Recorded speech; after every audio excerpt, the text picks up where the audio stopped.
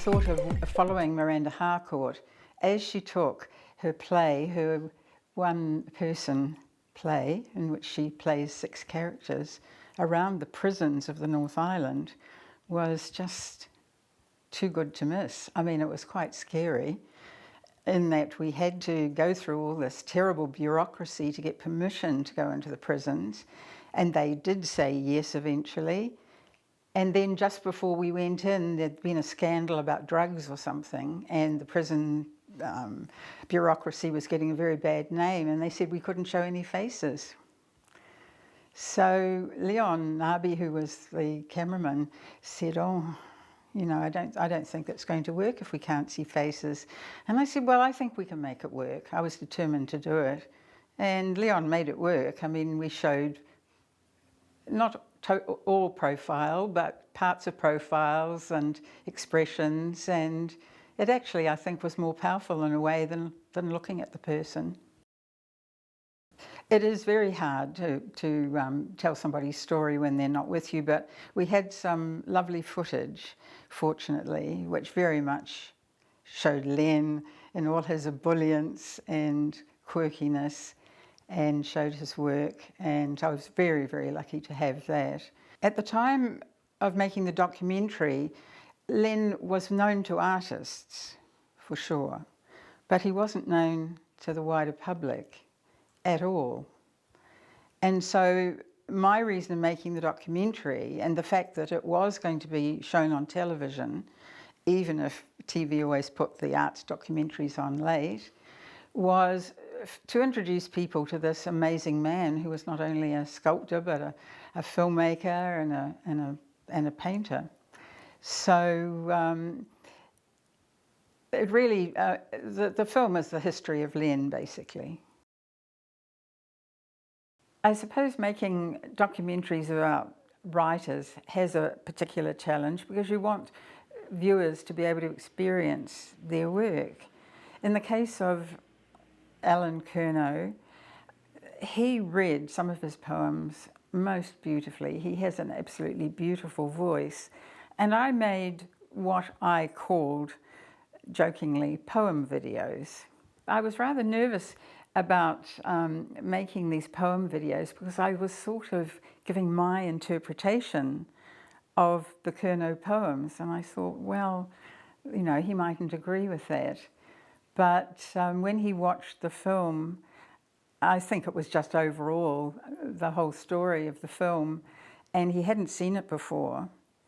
And I was sitting next to him at the film festival, and I stole a look at him, and he had tears rolling down his cheeks. And I thought, well, it's either because it's so bad or because he's moved.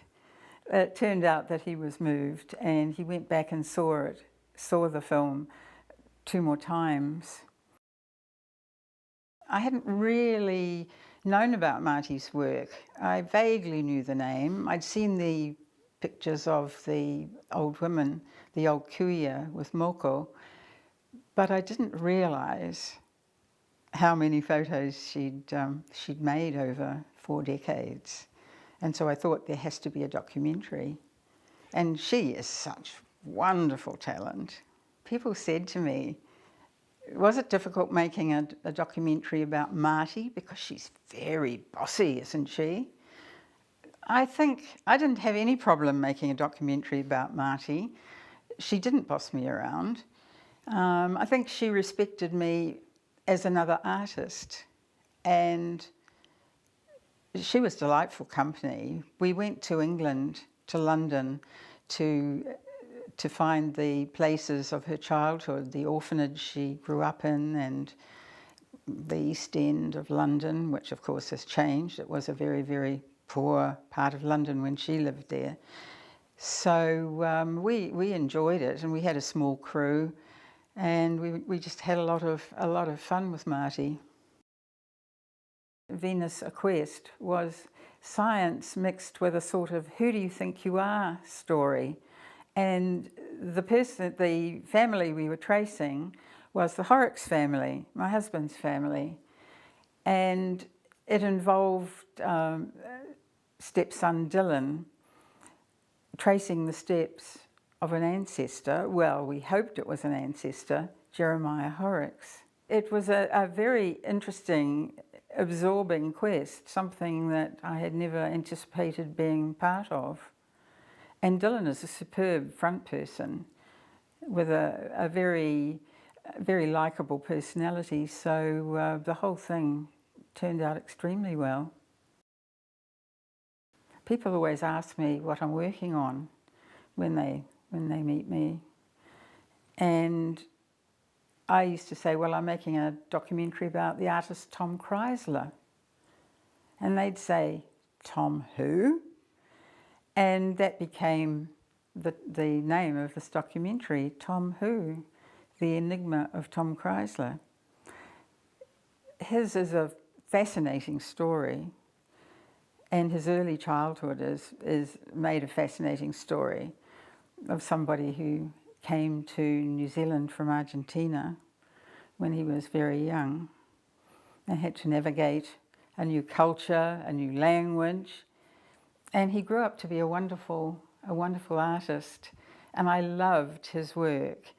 Sadly, Tom had died many years before, and so I didn't have very much footage available of Tom. But the people that he knew spoke so warmly of him, and there were so many anecdotes, and the work itself spoke volumes. So that was a documentary that I really, really desperately wanted to make, and was very happy that it was made. I knew that what I wanted to do was to show people what made the man. And he spoke a great deal about his childhood, and he wrote about his childhood. So the first section that I made was about his childhood. There were cartoons by Len Lye, who's my stepson, and we did dramatisations of the young Paul Callaghan, played by my grandson. So that was delightful, and there's a lot of humour in the early part of the documentary, and I love to be in the theatre and hear people laugh, because it's not obviously funny, but people are meant to laugh, and when they do, I feel, you know, that it's succeeded. And we were lucky that we had an old school chum that told those stories that you don't want somebody to stand up and tell at your wedding or whatever. I suppose it's only in the last few years that I've stood back and thought about my career. I mean, at the time, projects would follow, one after the other. Hopefully there'd be one brewing while you were making one, and that's not always the case. But it's only lately that I've looked back and I thought, I've made quite a few now, and for the first time I feel more comfortable saying that I've had a career as a documentary maker. Before that, I think I was a bit diffident. I would just make them, but it's amazing. It's amazing how they mount up. And when Bill Gosden said in an introduction this year that I'd had more films in the film festival than any other filmmaker, I was quite blown away.